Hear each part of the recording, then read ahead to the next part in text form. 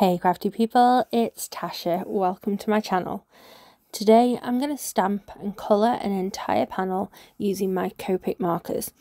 Keep watching for my tips to getting smooth and beautiful results. Let's dive right in and stamp those gorgeous strawberries first. When I'm stamping a random pattern of images like this, I prefer to stamp free range using acrylic blocks rather than my MISTI. It's just a preference, but personally I find this way to be so much quicker. Even though I'm not using my MISTI, I do like to take the mouse pad out though and use that as my base, because you definitely get a better image when you're stamping onto something that's firm but cushioned, as opposed to straight onto something like your glass mat, for example.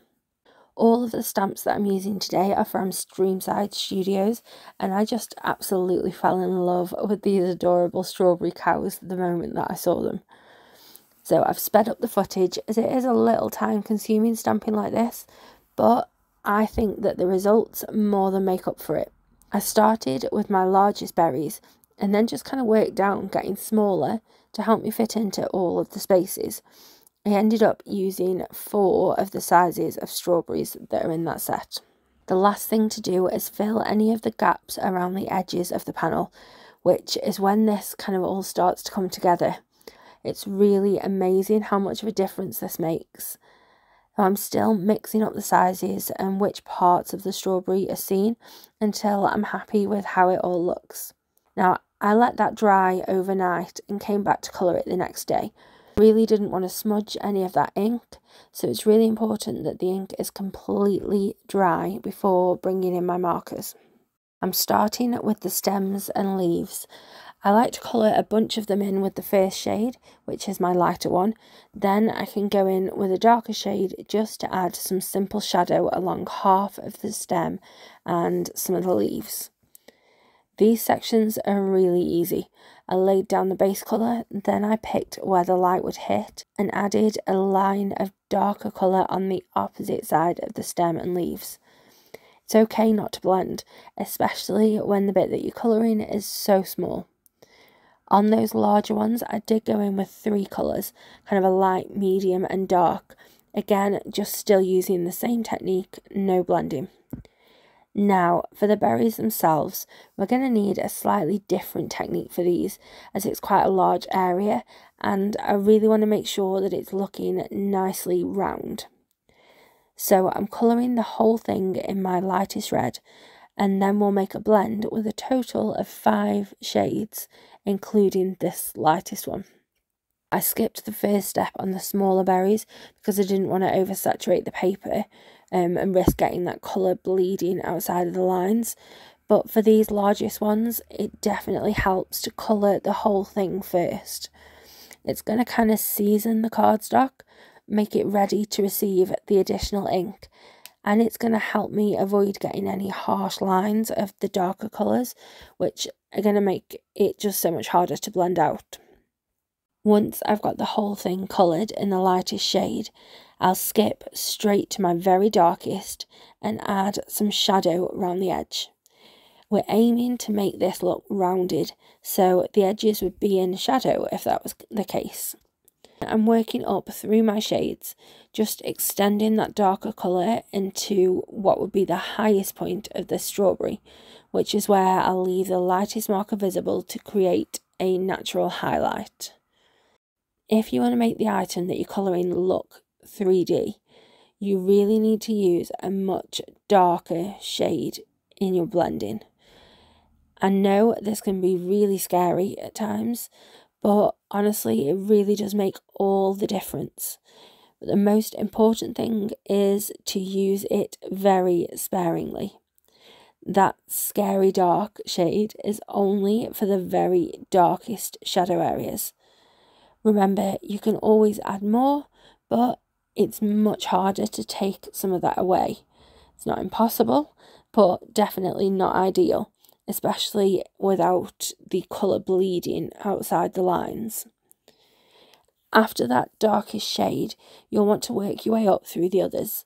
So each colour goes a little over the last, and then I also like to use more of each colour as I work through the shades. until I reach the highlight section, which is going to be just that lightest area. Now, with the magic of editing, all of my strawberries are coloured. So now it's time to start on that background colour. I won't lie, I ummed and ahed over whether I should colour it, because those strawberries did take me quite a long time and I was worried about ruining it. But I threw caution to the wind and grabbed some blue markers. I did test the shades out against the strawberries on some scrap paper before beginning to colour the panel itself.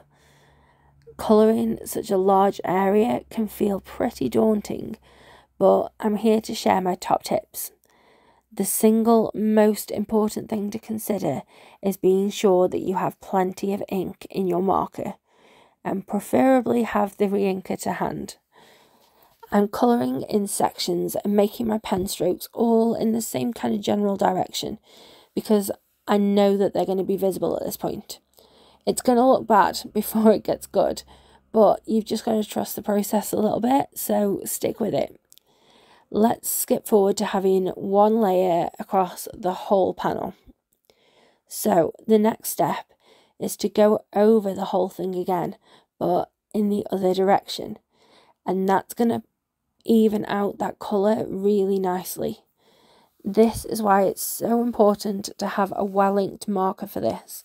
You're going to have to colour the whole panel at least twice, and if there's not enough ink going in this second layer, it's not going to smooth out the appearance at all.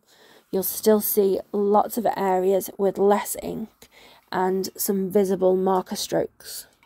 If you want to even it out even more, you can go over it a third time, but each layer is going to make the shade a little darker, and I'm happy with the colour and coverage from those 2 layers, and I know it's going to smooth out a little more as it dries too. Now, you could totally leave it like this, but given that we worked so hard to give the strawberries the look of dimension, we might as well carry that through the background. So I'm using a darker shade of blue to add a single line of shadow under each berry. Now, this is so very simple, but it just makes the whole thing pop. After all of that time and colouring, this next bit was even scarier. I'm cutting the panel with the A2 postage collage die, and I'll be using the positive piece. But after all of that hard work, the negative piece from that outside will make a second background, which you'll see if you stick around until the end. I stamped some more adorable images from the same set in black VersaFine and embossed them in clear gloss. Then I coloured them with my Copics and I fussy cut them. I will have all of the colour combinations up on my blog.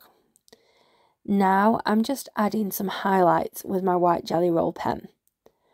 I want to give them a bit of a base to be standing on, so I'm taking some vellum and cutting it down with a smaller postage die. This way I get the best of both worlds.